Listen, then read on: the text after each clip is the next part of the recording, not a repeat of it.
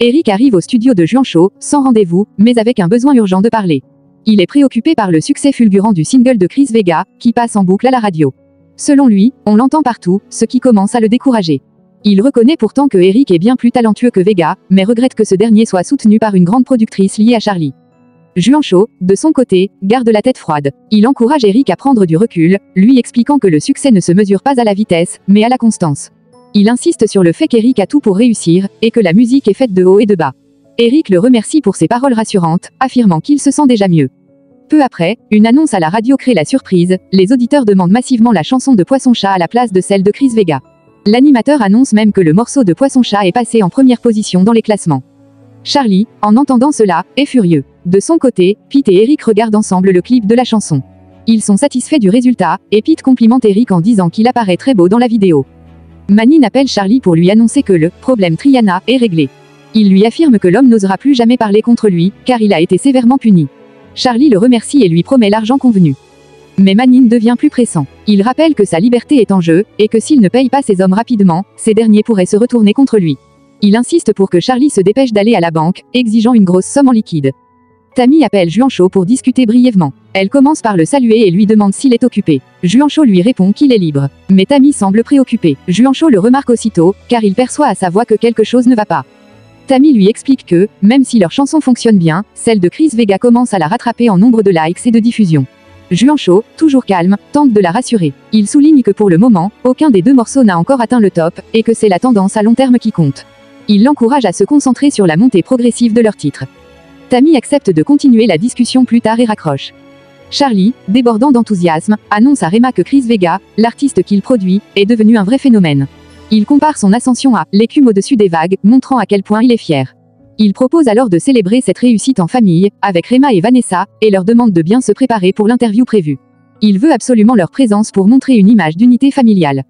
Après le départ de Charlie, Vanessa confronte Rema, lui reprochant de ne pas avoir dit non à son père. Vanessa est agacée de devoir célébrer quelqu'un qu'elle ne respecte pas, surtout Vega qu'elle trouve imbécile. Rema, de son côté, cherche à éviter le conflit. Elle préfère aller à la cérémonie pour maintenir la paix avec Charlie, même si, comme sa fille, elle n'a pas vraiment envie de fêter Vega.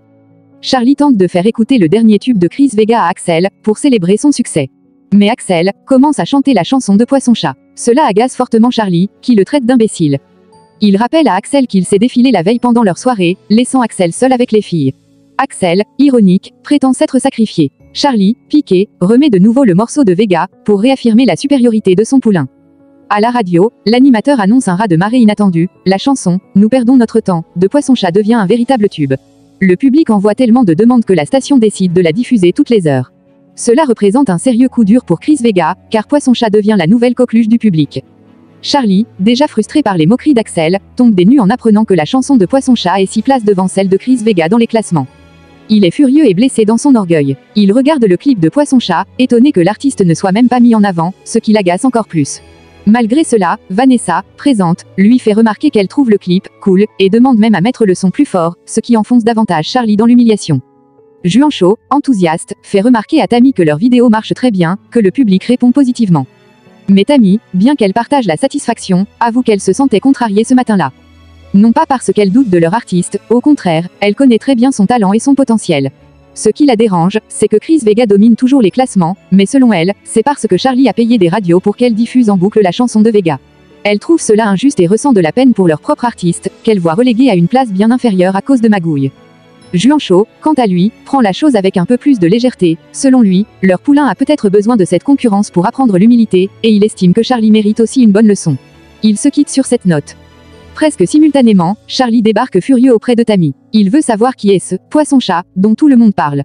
Il est agacé qu'un artiste aussi visible n'appartienne pas à son écurie. Il demande à Tammy pourquoi elle ne l'a pas recruté dès le départ. Tammy lui répond que tout leur focus était sur Chris Vega, en qui il croyait beaucoup, et que les chansons viennent à peine de sortir, donc il est trop tôt pour tirer des conclusions. Mais Charlie, avec sa vision cynique du showbiz, répond sèchement que, dans ce métier, on devient célèbre en 2 minutes et on est oublié tout aussi vite. Selon lui, Vega n'a pas marché, point final. Main en prière, Tammy plaide pour Vega. Tammy, un peu choquée, lui demande de laisser une chance à Vega, de ne pas l'enterrer si vite. Elle promet de mener son enquête pour découvrir l'identité de Poisson-Chat, et lui assure qu'elle le tiendra au courant. Mais en attendant, elle demande juste qu'il permette à Vega de prouver sa valeur, de se battre un peu. Charlie, toujours préoccupé par l'impact que cela peut avoir sur son concert, insiste. Vega doit faire sa première partie, donc il veut éviter tout risque d'échec. Il veut tout savoir sur Poisson-Chat, surtout pourquoi personne ne sait qui il est vraiment, ni d'où il sort. Rema confie qu'elle se rend compte à quel point certaines choses, qu'elle croyait autrefois importantes, finissent par ne plus avoir d'importance du tout. Ensuite, elle lui demande si elle compte accompagner Charlie, son père, au studio pour rencontrer sa nouvelle star. Vanessa répond que non, qu'elle n'a aucune intention d'y aller. À ce moment-là, Vanessa reçoit un message de Ruko. Elle le lit, puis annonce à sa mère qu'elle va faire un petit tour, la rassurant, elle n'a pas à s'inquiéter pour elle. Rema lui demande de lui donner des nouvelles une fois partie. Chris Vega retrouve Vanessa et essaie de briser la glace maladroitement. Vanessa, agacée, lui fait clairement comprendre qu'elle déteste les hypocrites. Elle pense qu'il fait semblant de s'intéresser à elle maintenant qu'il sait qui elle est. Chris essaie de se défendre en disant que c'est une coïncidence et qu'il n'avait pas fait le lien auparavant. Il reconnaît ensuite qu'il s'est mal comporté la dernière fois, admettant qu'il a été un sale con. Il insiste sur le fait qu'il faut être un mec bien pour admettre ses torts et lui demande une chance pour lui prouver qu'il peut être différent. Malgré ses efforts, Vanessa lui dit qu'elle n'est pas intéressée. Il tente quand même de l'entraîner ailleurs, lui demandant de ne rien dire à Charlie. Vanessa rejoint ensuite son père Charlie. Elle semble un peu hésitante, puis lui explique qu'elle ne pourra pas rester avec lui aujourd'hui comme il l'espérait. Elle lui dit qu'elle a prévu de réviser avec une amie pour un devoir. Cette annonce surprend agréablement Charlie, car cela signifie que Vanessa a décidé de retourner au lycée. Il l'encourage alors, comprenant que c'est une priorité. Il mentionne qu'ils avaient prévu de fêter le succès avec sa mère, mais que les choses ne se passent pas comme il l'avait prévu. Enfin, il se montre positif et confiant, il est persuadé que Chris Vega finira par rattraper Poisson-Chat, son concurrent. Il est fier que sa fille veuille reprendre ses études, ce qui lui redonne un peu de joie dans ce contexte difficile. Rema essaie de téléphoner à Alberto, mais ce dernier ne répond pas. Elle lui laisse un message vocal, lui disant simplement qu'ils verront cela plus tard, laissant entendre une certaine déception ou résignation. Rhea confronte Charlie en personne et lui annonce avec fermeté qu'elle a pris la décision de démissionner. Charlie, surpris, lui demande de ne pas dire de bêtises et de se calmer, pensant qu'elle agit sous le coup de l'émotion. Mais Rema est calme et déterminée, elle explique qu'elle ne revient jamais sur ses décisions une fois qu'elles sont prises. Charlie se sent attaqué et lui demande si c'est une menace. Elle lui répond qu'elle a depuis longtemps abandonné l'espoir qu'il entende ce qu'elle voudrait lui dire. Elle ajoute que Juancho semble un excellent choix pour la remplacer, et qu'il sera un super manager, disant cela sans amertume. Charlie lui demande alors ce qu'elle compte faire ensuite. Elle répond qu'elle va explorer d'autres horizons, laissant entendre qu'elle a d'autres options. Piquée, Charlie lui demande quels horizons, mais elle répond vaguement qu'elle aussi a l'embarras du choix. Finalement, Charlie accepte sa décision. Zulma pour l'interview. Alberto déclare qu'il ne compte pas se taire et qu'elle compte utiliser son antenne radio pour exposer Charlie et dénoncer ses agissements. Elle assure à Alberto que son média est à sa disposition, lui offrant un espace pour s'exprimer librement contre Charlie. Alberto la remercie. Pendant ce temps, Axel suit Tammy discrètement, comme Charlie le lui a demandé. Il l'appelle pour lui donner un compte-rendu. Axel informe Charlie que Tammy est actuellement avec Juancho, ce qui intrigue Charlie, car il se demande ce qu'ils peuvent bien faire ensemble. Axel explique qu'il ne peut pas s'approcher plus sans se faire repérer, et demande quoi faire. Charlie lui ordonne de ne pas se faire griller et, s'il voit quoi que ce soit de louche, de le prévenir immédiatement. Axel acquiesce et coupe l'appel. Peu après, Charlie rappelle Tammy et lui demande de laisser tomber son enquête sur Poisson-Chat et de revenir au studio immédiatement, car Chris Vega est en train de dérailler. Tammy obéit sans discuter, mais après avoir raccroché, elle confie à Juancho que le fait que Charlie soit furieux est une très bonne nouvelle. Cela signifie que leur plan avance parfaitement. Elle le remercie, lui disant qu'elle savait qu'elle pouvait compter sur lui, ce à quoi Juancho répond, toujours, prêt à passer à l'étape suivante. Chris Vega confronte Charlie en se demandant qui est ce Poisson-Chat, que tout le monde écoute à la place de lui. Il ne comprend pas pourquoi lui, l'artiste vedette soutenu par Charlie, n'a toujours pas de clip, alors que sa chanson est, selon lui, une bombe atomique. Il explose de colère, reprochant à Charlie de ne pas avoir investi dans un clip puissant pour sa chanson, ce qui aurait, selon lui, permis d'écraser la concurrence. Chris sent que le public lui échappe et il blâme son équipe pour ce qu'il perçoit comme une erreur stratégique. À ce moment-là, Tammy fait son entrée. Charlie, encore énervé par Vega, l'accuse directement, il veut savoir ce qu'elle faisait chez Juancho. Tammy, surprise, lui demande comment il a su qu'elle y était. Charlie insiste pour qu'elle réponde franchement. Tammy lui explique alors qu'elle était en mission pour enquêter sur Poisson-Chat, comme il le lui avait demandé. Elle a découvert que Juancho est le producteur de Poisson-Chat, ce qu'elle confronte à Charlie, en disant qu'elle en est certaine, car elle lui a posé la question directement.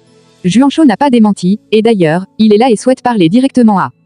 Charlie se rend immédiatement voir Juancho, l'accusant de trahison. Juancho répond calmement que s'il était vraiment un traître, il ne se tiendrait pas devant lui.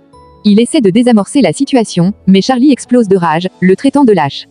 Juancho explique que le projet Poisson-Chat existait déjà avant même que Charlie le contacte, qu'il ne lui a jamais caché l'existence du projet, et qu'il n'a aucun contrat d'exclusivité avec personne, ni avec Charlie, ni avec Tammy. Charlie, piqué au vif, accuse Juancho d'avoir toujours été contre lui. Il lui rappelle qu'il l'a aidé après le cambriolage, qu'il lui a tendu la main. mais Juancho le contredit, pour lui, ils ont fait des affaires ensemble, rien de plus. Il affirme que la pitié de Charlie n'était pas de l'aide, et que si Charlie l'a appelé à l'époque, c'est parce qu'il avait besoin de lui. Juancho pousse plus loin, il dit que Charlie n'a jamais été un vrai musicien ni un vrai producteur, et que tout son succès passé, il le doit à Yemu, l'autrice de ses tubes. Il souligne que les chansons récentes de Charlie ne marchent plus, et que son succès actuel est inexistant.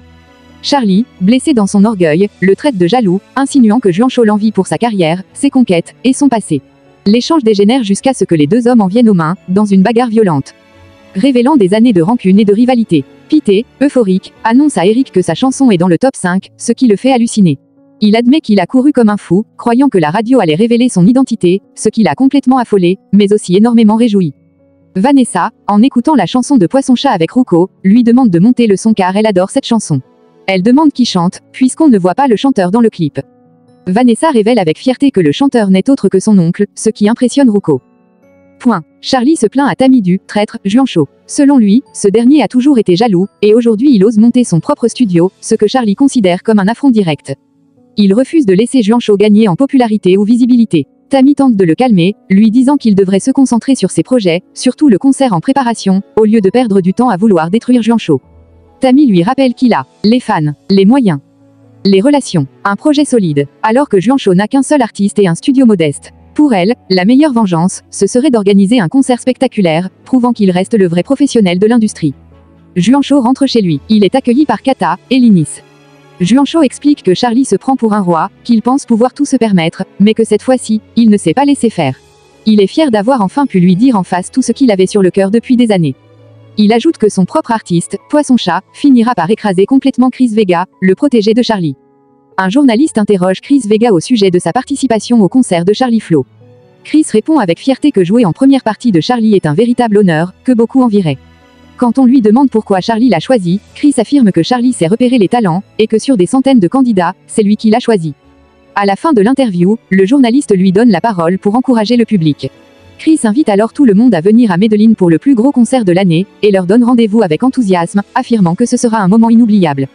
Tammy vient vérifier auprès de Zulma si l'interview prévue est terminée. Zulma lui confirme que tout est prêt, et que le contenu sera diffusé avant la fin de la journée, provoquant selon elle beaucoup de bruit dans le milieu. Tammy la remercie pour son excellent travail, mais Zulma répond que c'est elle-même qui devrait remercier Tammy pour lui avoir donné l'opportunité. Elle affirme que ce n'est que le début d'une longue série, laissant entendre que leur alliance va se renforcer à l'avenir. Rema se rend chez Alberto et découvre, choqué, qu'il a un plâtre au bras. Inquiète, elle lui demande ce qui lui est arrivé. Alberto, amer, lui répond que ce n'est pas un accident. Selon lui, Charlie a envoyé des hommes de main pour le frapper, car il est incapable de le faire lui-même. Rema essaie de relativiser, suggérant qu'il aurait pu s'agir d'une tentative de vol, mais Alberto refuse de minimiser les faits. Il est persuadé que ce sont bien les gorilles de Charlie qui l'ont agressé, simplement parce qu'il avait donné du travail à Vanessa.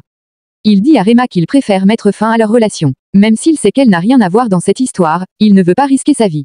Il craint que Charlie, s'il découvrait qu'il fréquente, prenne à lui encore plus violemment.